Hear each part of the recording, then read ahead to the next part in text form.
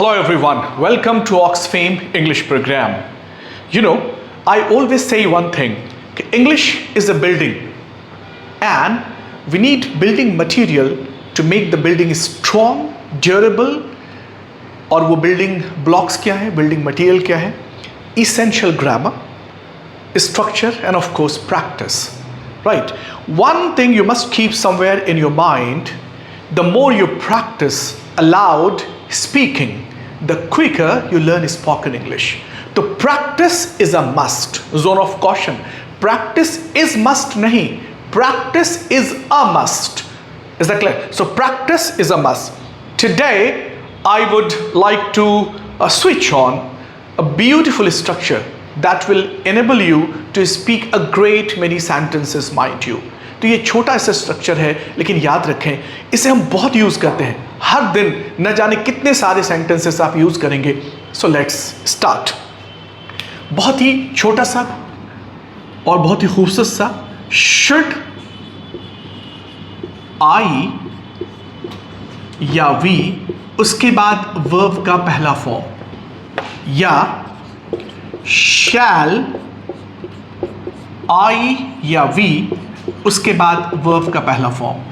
Now mind you, should या शैल, उसके बाद जो सब्जेक्ट होना है वो आई या वी होना है, कोई दूसरा नहीं. ही शी इट नहीं, कोई नाउन नहीं. राइट, सब्जेक्ट सिर्फ इतना होना है, आई और वी. उसके बाद वर्ब का पहला form, dictionary form of a verb. Now जब कभी भी हम और लिखते ना, इसका मतलब ये होता है कि दोनों ही स्ट्रक्चर की मीनिंग सेम है. शुड आई गो और शैल आई गो, दोनों की मीनिंग सेम है. नाउ द क्वेश्चन अराइजेस, प्रश्न उठता है, क्या शुड और शैल की मीनिंग सेम हो सकती है? And the answer is a big no, of course not. लेकिन याद रखो, जब तीन सिचुएशन मिल जाए तो दोनों की मीनिंग सेम है. वो सिचुएशन क्या है? नंबर वन, सब्जेक्ट आई और वी हो, सब्जेक्ट और कुछ ना हो, सब्जेक्ट क्या हो? आई और वी, और सब्जेक्ट से पहले शुड हो या शैल हो, और सब्जेक्ट के बाद वर्ब का पहला फॉर्म हो, कुछ भी वर्ब के पहले ना हो.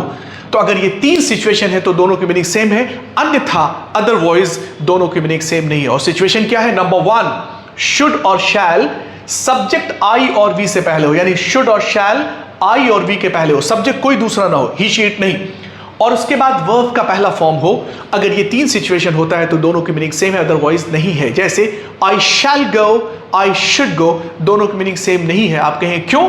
क्योंकि आई यहां पहले है, शैल या शुड पहले होना चाहिए. Is there any difference? No, the difference is कि एक ही चीज को बताने के लिए अमेरिकन इंग्लिश में शुड बोलते हैं और ब्रिटिश इंग्लिश में शैल बोलते हैं. अगर अमेरिकन कहेंगे तो कहेंगे शुड आई गो, और ब्रिटिश कहेंगे तो कहेंगे शैल I go. Now you may ask, हम इंडियन क्या कहेंगे? हम दोनों ही कह सकते हैं. अब दोनों का ये मतलब नहीं शुड शैल आई गो, दोनों एक साथ नहीं, ईदर शुड और शैल. ईदर के उच्चारण आइदर भी है और ईदर भी है. चॉइस इज योर्स, जो आपको अच्छा लगे वो बोले. नाउ तो ये क्लियर हो गया कि जब कभी भी हम बोलेंगे should I go, shell I गो, दोनों की मीनिंग सेम है. डिफरेंस क्या है? शुड अमेरिकन इंग्लिश में यूज होता है और शैल ब्रिटिश इंग्लिश में यूज होता है. अब आप दोनों में जो चाहें उसे यूज कर सकते हैं. यूसेज जो है ना, वो डिपेंड करता है कि आपको क्या अच्छा लग रहा है, आपको बोलने में क्या अच्छा लग रहा है और सुनने में क्या अच्छा लग रहा है. लैंग्वेज वही है जो सुनने में अच्छा लगे, ऐसा लगे वाह तुम बोलो हो कि रस घोलो हो.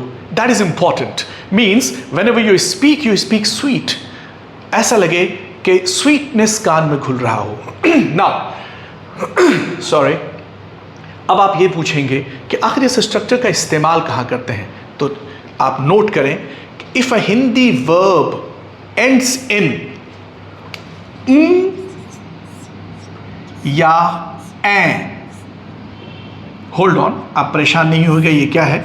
If a Hindi verb ends in ऊ और ए. Now let me clarify what is ऊ और ए. ये एक वर्ड हुआ, यानी स्ट्रक्चर हुआ. अगर हम वर्ड बोलेंगे तो कहें करूं या करें, जाऊं या जाएं, पूछूं या पूछें, हंसूं या हंसें, इंतजार करूं या इंतजार करें. आप समझ गए? जाऊं, ऊ और ए.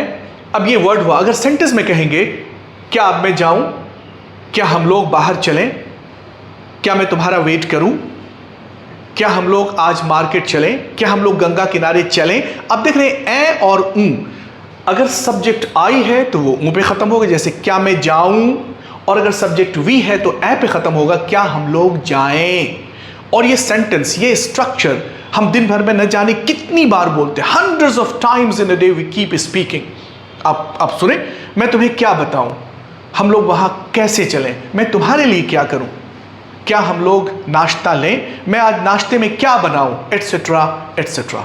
तो ये बहुत ही वाइडली यूज्ड स्ट्रक्चर है ऊ और ए। जैसे क्या मैं जाऊं, should I go, as I said earlier. आप ये भी कह सकते हो shall I go, depends on your choice, personal convenience, right. क्या मैं जाऊं, शुड आई गो, क्या हम लोग जाएं, शुड वी गो, क्या आज शाम हम लोग गंगा किनारे चलें, should we go to the bank of a river this evening और टुडे इवनिंग। क्या हम लोग घूमने चलें, should we go to hang around. घूमने की इंग्लिश है हैंग अराउंड, लॉयटर या वॉन्डर, जो भी आप इस्तेमाल करना चाहें। तो ये हो गया ऊ और ए, मैं क्या कहूं।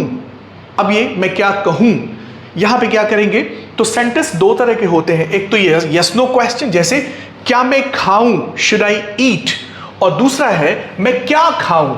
तो क्या मैं खाऊं, इसके जो आंसर होंगे वो होंगे हाँ या ना। तो हर वो सेंटेंस जिसके आंसर हाँ या ना होते हैं उसको यस नो क्वेश्चन कहते हैं, वो शुड या शैल से शुरू होगा। जैसे क्या मैं खाऊं, इसका आंसर होगा हाँ या ना, तो होगा शुड आई ईट। लेकिन दूसरा सेंटेंस है मैं क्या खाऊं, अब इसका आंसर हाँ या नहीं होगा, मैं क्या खाऊं, इसे WH क्वेश्चन कहते हैं। तो याद रखें कि जब कभी भी WH हो तो स्ट्रक्चर यही रहेगा, इसके पहले WH ऐड हो जाएगा। जैसे क्या मैं खाऊं, शुड आई ईट, मैं क्या खाऊं, व्हाट शुड आई ईट।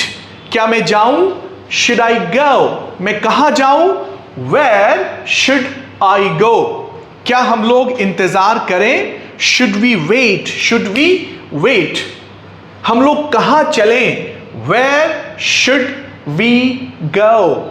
तो आप समझ गए कि अगर सिर्फ क्या से शुरू होगा यस नो क्वेश्चन तो शुड या शैल से, लेकिन अगर WH होगा तो WH पहले और स्ट्रक्चर सेम एज रिटन उसी तरह रहेगा। जैसे क्या मैं पूछूं, शुड आई आस्क, मैं क्या पूछूं, व्हाट शुड आई आस्क। आज शाम हम लोग कहां चलें, where should we go this evening.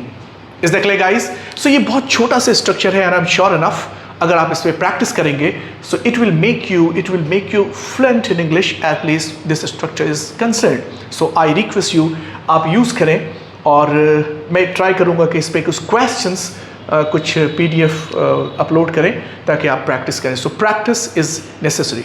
If you are new to my channel, subscribe and don't forget to hit the bell icon. You know why? Because if I upload new video, you will get it instantly. Thank you very much. Happy learning. Keep watching.